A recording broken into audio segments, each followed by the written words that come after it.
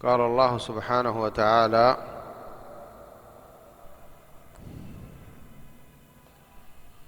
اللہ تبارک و تعالی فرماتے ہیں، اے نبی صلی اللہ علیہ وسلم، قل لأزواجک و بناتک و نساء المؤمنین یدنین علیہن من جلابیبہن، اپنی بیویوں، بیٹیوں اور مومنوں کی عورتوں سے کہیں کہ وہ اپنی چادریں اپنے اوپر لٹکا لیا کریں، قریب کر لیا کریں، تاکہ ان کو پہچان لیا جائے، تاکہ ان کو کوئی تکلیف نہ دے۔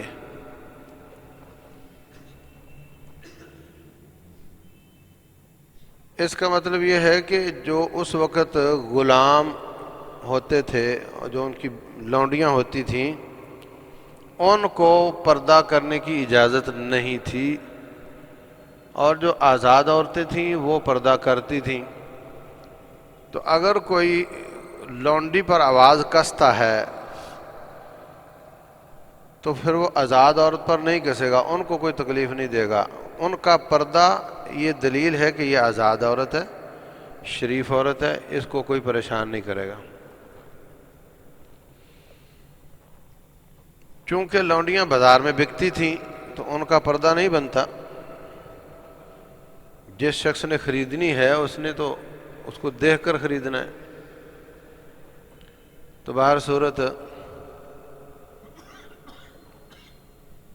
آزاد عورتیں پردہ کرتی ہیں، اس پر کافی سارے دلائل ہیں۔ پردہ محافظ نسواں کے نام پر میں نے ایک کتاب کا ترجمہ کیا اور چھپی ہوئی ہے، اس میں بھی چہرے کے پردے کے دلائل بیان ہوئے ہیں۔ تو چہرے کا پردہ اسلام میں لازم ہے۔ ایک آدھ دلیل آپ کو بتا دیتا ہوں۔ عائشہ صدیقہ رضی اللہ عنہا اور حضرت اسماء ان کی بہن فرماتی ہیں کہ جب ہم حجۃ الوداع کے موقع پر نبی صلی اللہ علیہ وسلم کے ساتھ تھیں، تو جب کوئی غیر مرد نظر آتے تھے تو ہم اپنا پردہ سر سے نیچے گرا لیتی تھی۔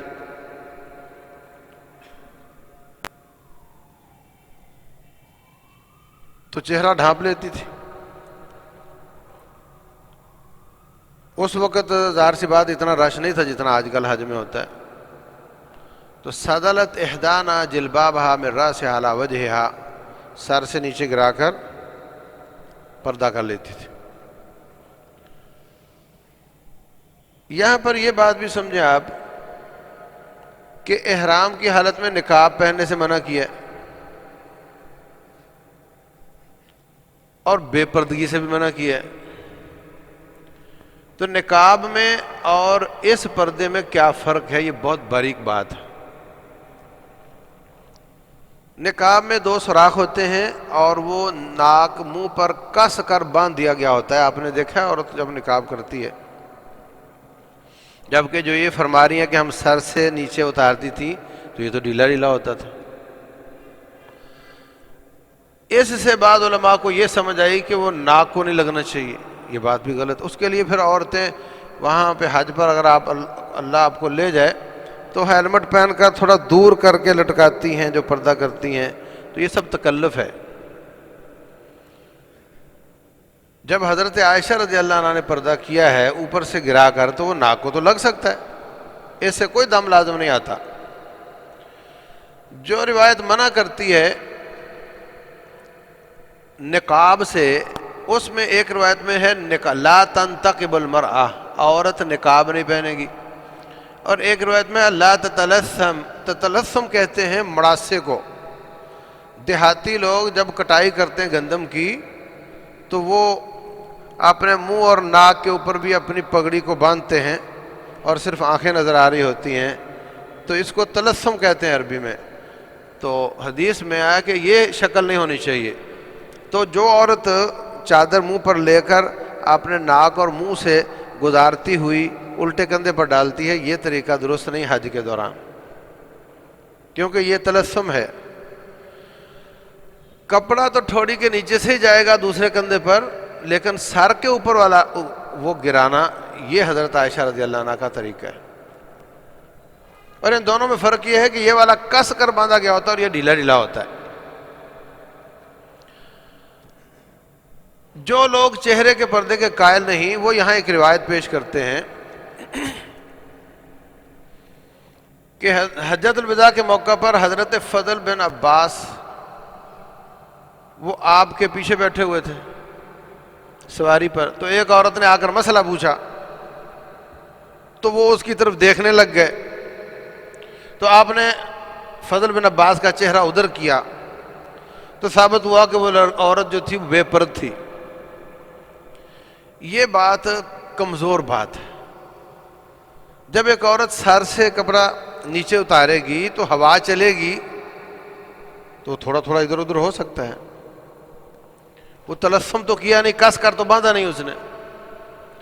دوسری بات یہ ہے کہ مکمل پردہ بھی کیا ہو, عورت کی آواز ایک طرف سے آ رہی ہو تو ادھر منہ تو ہو ہی جاتا ہے. پھر نوجوان آدمی ہو, آپ کسی کی اچھی اذان سنیں تو آپ کا دل چاہتا ہے میں دیکھوں یہ کون تھا. تو آواز سریلی یا کشش والی اور اس کو دیکھنے کو تو دل چاہتا ہے, وہ مرد ہو یا عورت ہو. تو حضرت فضل کا ادھر دیکھنا یہ دلیل نہیں کہ اس کا چہرہ ننگا تھا, یہ بات کمزور بات ہے. اور اگر تھوڑا بہت نظر آیا بھی ہوگا تو وہ اوپر سے جو گراتی تھی ڈھیلا ڈھیلا ہوتا تھا تو ہوا سے تھوڑا ادھر ادھر ہو سکتا ہے. اسی طرح حضرت عائشہ رضی اللہ عنہا ہی فرماتی ہیں کہ جب مجھ پر تہمت لگی تو میں اکیلی رہ گئی قافلے سے, میں لیٹ گئی, مجھے نیند آ گئی. پیچھے سے حضرت صفوان بن معطل رضی اللہ عنہ کو آپ نے چھوڑا ہوا تھا کہ آپ نے پیچھے پیچھے آنا ہے, ہماری کوئی چیز رہ جائے تو لے کر آنا ہے. جب وہ وہاں پہنچے تو انہوں نے دیکھا یہ کالا کالا کیا پڑا ہوا ہے. آگے جا کر دیکھا تو میں تھی, تو کہنے لگے انا للہ و انا الیہ راجعون, یہ تو ہماری ماں ہے. یہ میں کہہ رہا ہوں, انہوں نے صرف انا للہ پڑھا ہے. تو اس کی آواز سن کر میری آنکھ کھل گئی تو میں نے فوراً اپنا چہرہ ڈھانپ لیا. بخاری شریف میں اس کے بعد فرماتی ہیں وَكَانَ قَدْ رَآنِي قَبْلَ أَن يَنزِلَ الْحِجَابِ.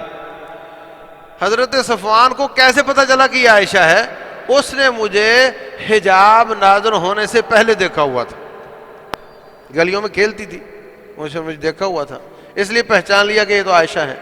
تو وہ ثابت یہ کرنا چاہتی ہیں کہ اگر حجاب نازل ہونے سے پہلے اس نے نہ دیکھا ہوتا تو مجھے پہچان نہیں سکتے تھے. وہ کہ حجاب نازل ہونے سے کے بعد کوئی عورت چہرہ نہیں کھولتی تھی, یہ ثابت کرنا چاہ رہی. تو عورتوں کو ہر اس شخص سے پردہ کرنا ہے جس سے ابھی یا کبھی شادی ہو سکتی ہے.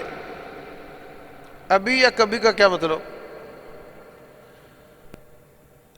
ایسی عورت جس سے ابھی نہیں ہو سکتی کیونکہ وہ آپ کی سالی ہے, لیکن کبھی تو ہو سکتی ہے, بیوی کے طلاق یا مر جانے کی وجہ سے اس سے شادی ہو سکتی ہے.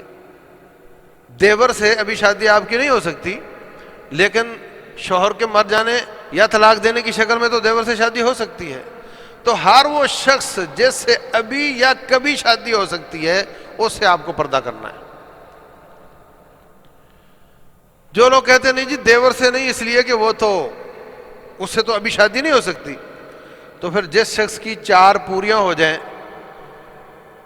اس کو تو ماتھے پہ لکھوا لینا چاہیے کہ اب مجھ سے کسی عورت کو پردہ کرنے کی ضرورت نہیں, کیونکہ ابھی میں کسی اور سے شادی نہیں کر سکتا. کیا خیال ہے؟ تو کیا اس سے کسی عورت کو پردہ نہیں کرنا چاہیے؟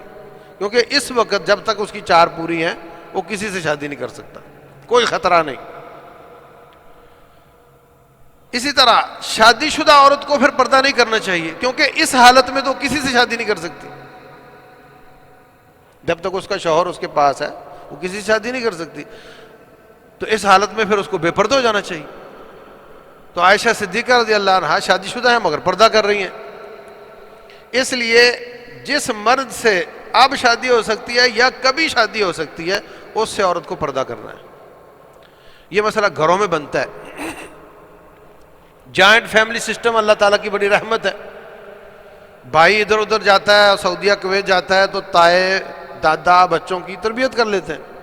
سب الگ الگ ہوں گے تو وہ کیسے تربیت ہوگی ان کی؟ یہ اچھا سسٹم ہے, برا نہیں. اس میں ایک قباحت یہ ہے کہ اگر ان بن ہو جائے تو اصرار کرنا کہ نہیں تجھے میں ادھر ہی رکھنا ہے، اس وجہ سے طلاقیں ہو جاتی ہیں، یہ طریقہ غلط ہے۔ جب تک محبت پیار سے چلتے چلاؤ، اور جب اکٹھا رہنا مشکل ہو جائے تو پھر الگ ہو جانا چاہیے، الگ ہونا کوئی گناہ نہیں۔ دوسری بات یہ کہ جوائنٹ فیملی سسٹم میں لوگ پردہ سمجھتے ہیں کہ نہیں ہو سکتا، ناممکن ہے، یہ بات غلط ہے۔ گھر کا ہر مرد اپنے گھر آتے ہوئے دروازہ ناک کرے گا، کوئی بھی پوچھے گی کون آیا، وہ کہے گا جی میں فلاں ہوں، وہ جا کر اس کی بیوی کو کہے گی کہ تیرا شوہر آیا، اس کو لے آ۔ 1 منٹ کے لیے سب عورتیں پردہ کریں گی اور وہ اس کو لے آئے گی اپنے کمرے میں، اس کے بعد سب پردہ کھول کر اپنا کام کرنے لگ جائیں گی۔ اس نے جانا ہے واپس تو وہ پھر کہے گی 1 منٹ پردہ کرنا، میرے شوہر نے باہر نکلنا، پھر نکل جائے گا۔ جس کی شادی نہیں ہوئی وہ بھی آنا چاہ رہا ہے، اس کی والدہ گھر میں ہے، وہ پردہ کرو 1 منٹ، اس نے اندر آنا، آ جاوے ماں کے کمرے میں چلا جا، جاتے وقت پھر پردہ کروا کر نکل جائے۔ یہ طریقہ درست نہیں کہ میں تو دندناتا پھروں گا اور میں تو اجازت لیے بغیر آؤں گا اور تم پردہ کرو، یہ طریقہ درست نہیں۔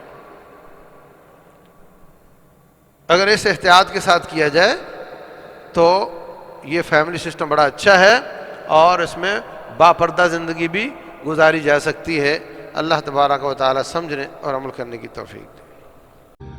مفتی محمد یوسف طیبی کے بیانات سننے کے لیے ہمارا یوٹیوب چینل سبسکرائب کریں اور ہمارے دیگر سوشل اکاؤنٹس لائک اور شیئر کریں۔ جزاک اللہ خیر۔